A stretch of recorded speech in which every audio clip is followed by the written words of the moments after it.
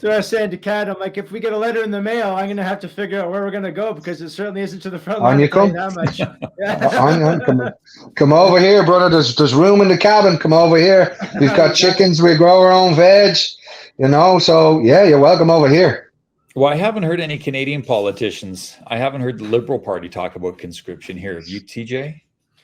I've heard about, well, there's a channel, Canadian Prepper, I think, is talking about it, but he's pretty much like, I don't want to call him fear porn, but every video is a major, news breaking headline kind of thing. Right. Yeah. And I know the Canadian military is in such horrible shape right now. They're losing so many men. They're just leaving the army because they can't stand the morale. They can't stand the government. And yeah, our military just about doesn't exist for all practical purposes. Wow. I didn't know that. I've heard a theory that the reason, or one of the reasons, or maybe just not in a great plan, but maybe as an opportunistic thing, to make use of the millions of people they're importing as to, hey, do you want to join our military, go to the draft as a path to citizenship, come fight for us. And, why? They get the vote. They get the vote without going in the army. Right? Hey, yeah, that's another thing. Yeah. But then there's the other thought process behind that, which is basically they're putting all these people in to destabilize us. So there's them rumors too, So let's look at both sides of the coin here, with some of the immigrants that have come in, and again, some really, really good people, no problem with them. The government are saying, you know what, we want you to vote. What? You're not even naturalized in the country, and you're allowing them to vote. Oh yeah, but we brought you in. They're doing everything to stay in power. Anything that's illegal is now legal, and if you say anything about it, right wing, go to jail. Yeah. So what does it take then to make, like, I don't want to say go back, like it's hard to imagine we'll ever go back to anything, but like how, what's the path forward? What do you think the path forward is? Both of you guys, what do you think the path forward?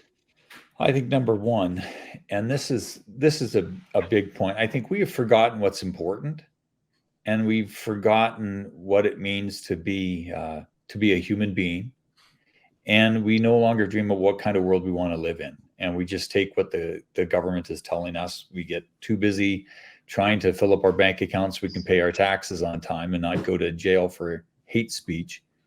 But I think the number one thing people have to do is sit back, think about what's important in their lives, what's important in your family's life, what kind of community do you want to live in, and then you have to find like-minded people and work like. We're not going to be. There's no savior coming to save us. It's got to be us. Yeah, that's well said and beautifully said, and I absolutely, completely agree with you. I know, like what. Come here, what is it? The Great Reset? Is that what we're waiting on? Or we just stick to the values that we have, help each other out, and fight the good fight for what we believe in? Maybe that's what it is. I just know that this turmoil cannot go on much longer. And I'll just take a little tip back to COVID here with the great lockdown. As bad as it was also people took time to realize what was important. Your family was important. You got to spend some time together. You got to talk to each other. You got to go and do activities in the house, in the park with each other. You didn't have to worry about mulling your way into work in traffic that takes you 2 hours to get in and 2 hours to get out, into a building that's horrible in a job that you hate. You were able to do some work at home. And people realized that, but it was only for a short period of time. When they lifted the restrictions, now we're worse than we ever were. That little blissful moment where you go, let's just take COVID out of the equation. Oh, I'm able to sit down with my friends and my family. People are able to sit down with their children. Let's read some stuff. Let's color in some books. Let's do some jigsaws. Let's build something in the garden. Let's plant some flowers. Let's call our parents. Let's do all of that kind of stuff. That's the important things. It's the important things is what's close to you. There's a massive difference between the haves and the wants, the needs and the want. What we all need is, number one, in my humble opinion, is love. Is love, food in your belly, roof over your head, and good people around you. The wants is everything else. I want this big TV. I want this big truck. I want this holiday. I want this. That's okay to have them wants. But what do we need? You need integrity. You need respect. You need love. You need food in your belly. And you need your family with you. Your family with you. And it's not just one little thing. To keep popping all of this stuff up.